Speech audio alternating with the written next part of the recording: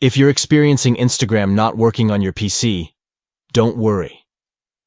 Here are some simple steps to help you get Instagram up and running smoothly. First, try restarting your device.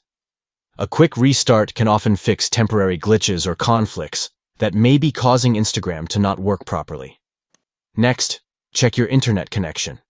Make sure you have a stable internet connection and consider switching between Wi-Fi and mobile data to see if that resolves the issue. It's important to check for device updates. Ensure that your device's operating system is up to date, as outdated software can sometimes lead to compatibility issues with apps like Instagram. If you're using a VPN or proxy service, try disabling it temporarily. VPNs and proxies can sometimes disrupt the app's functionality, so turning them off may help with Instagram's performance. If the problem persists, consider reaching out to Instagram's official support channels for further assistance. Their support team may be able to offer additional guidance and help troubleshoot the issue effectively. By following these steps, you can hopefully resolve the issue of Instagram not working on your PC and get back to enjoying the platform without any interruptions. Thank you for watching. We hope these tips assist you in getting Instagram working smoothly on your PC.